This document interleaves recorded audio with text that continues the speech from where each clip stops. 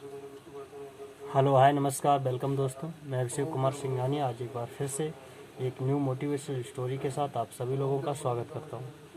दोस्तों, आज का दिन बहुत ही खूबसूरत है और आज हमें आज के दिन में बहुत ही अच्छा काम करना है। परमात्मा ने आज हमें दिन दिया है तो आज के लिए परमात्मा का शुक्रिया। आज का दिन देने के लिए परमात्मा का शुक्रिया। दोस्तों, आज मैं जो स्टोरी सुनाने जा रहा हूँ उस स्टोरी का नाम है दुआओं की दौलत। दुआओं की दौलत।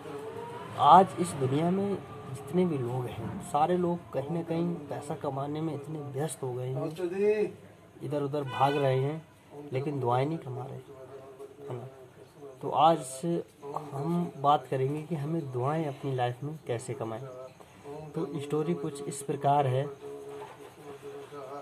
एक टीचर थी और गर्मियों का समय था। तो जब वो अपने स्कूल से वापस आ रही थी तो उसके पैर में बहुत ही दर्द हो रहा था। जैसे तैसे वो बस में सवार हुई और अपने आप को संभालते हुए बस की अंदर एक साइड में खड़ी हो गई।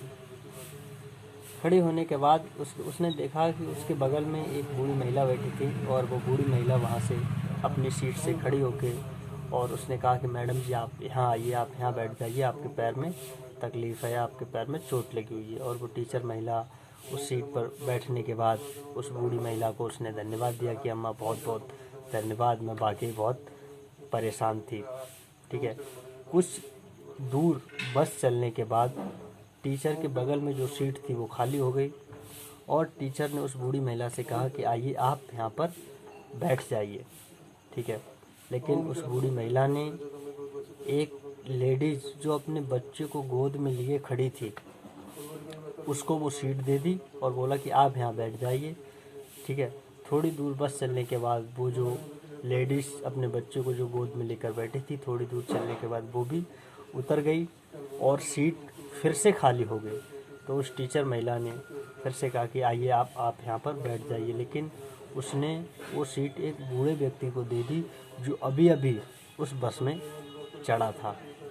ठीक है। थोड़ी देर बस चलने के बाद वो बूढ़ा व्यक्ति भी बस से उतर गया और अब बस में सिर्फ गिनी सुनी सवारी ही रह गई और बहुत सारी सीटें खाली थी। तो वो जो टीचर महिला थी उसने कहा कि समय समय पे इतनी सारी सीटें खाली होती गई और उसने उस बूढ़ी महिला को अपने पास बुलाया और कहा कि आप हमें ये बताइए कि क्या कारण है कि आप इन सीटों पे नहीं बैठी। तो उस महिला ने ये कहा कि देखिए, मैं एक मज़दूर, मेरे पास इतना पैसा नहीं है कि मैं इस पैसे को कहीं दान कर सकूं, तो मैं सिर्फ दुआएं कमा रही हूँ। अगर रास्ते में पत्थर पड़ा है उसे हटाकर साइड कर देती हूँ, किसी प्यासे को पानी पिला देती हूँ, है कि नहीं। अगर बस में अगर कोई अगर परेशान है तो हम खुद खड़े होकर हम उसे अपनी सीट दे देते हैं। और तो और जब हम दोपहर में खाना खाते हैं तो हमारे आसपास जो चींटियाँ और जो पक्षी आ जाते हैं, हम उन्हें रोटी के टुकड़े टुकड़े करके डाल देते हैं और जब वो खुशी से चह के आते हैं तो हमारा पेट भर जाता है। उस टीचर महिला ने कहा कि बताइए, एक मजदूर महिला अनपढ़ हमें ज़िंदगी का कितना बड़ा पाठ पढ़ा गई, क्योंकि हम सारे लोग पैसा कमाने में इतने व्यस्त हैं कि हमें दुआएं कमाने का समय ही नहीं मिलता। लेकिन मैं आपसे एक बात कहना चाहता हूँ कि दुआएं कमाने के लिए हमें एक्स्ट्रा समय की ज़रूरत नहीं है। अगर रास्ते में कोई जा रहा है तो हम उसे सही रास्ता बता दें, अगर कोई बूझ रहा है तो।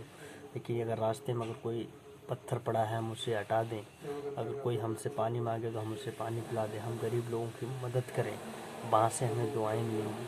कहीं ना कहीं यही बहुत सारे लोग अपने जीवन में छोड़ते जा रहे हैं। आप कितना भी पैसा लाइफ में कमा लो, साथ में क्या जाएगा, कुछ नहीं जाने वाला, सब यहीं रह जाएगा, है ना। लेकिन जो हम दुआएं कमा लेंगे, जो हम अच्छा कर्म कर लेंगे, तो आने वाला जो जन्म होगा हमारा उसमें हमें अच्छा जन्म मिलेगा, हमें बेहतर जन्म मिलेगा, है ना। सेवा केवल धन से नहीं हो सकती।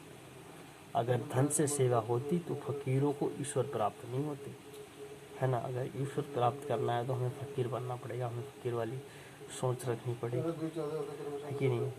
तो दोस्तों, इस स्टोरी से हमें ये सीख लेनी चाहिए कि हमें पैसे के साथ साथ हमें दुआएं भी कमानी है, ताकि आने वाले समय में हम जब इस जीवन से जाएं, हम जब इस दुनिया से जाएं तो बहुत ही शानदार तरीके से जाएं, क्योंकि जाना सबको है, साथ में कुछ भी नहीं जाने वाला, लेकिन दुआएं जो हैं वो हमारे साथ जाएंगी।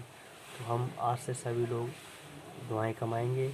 और गॉड ने, परमपिता परमेश्वर ने बहुत ही अच्छी बात कही है, तू वही करता है जो तू चाहता है, तू वही करता है जो तू चाहता है, फिर होता वो है जो मैं चाहता हूँ। इसलिए तू वो कर जो हम चाहते हैं, फिर होगा वो जो तुम चाहते हो।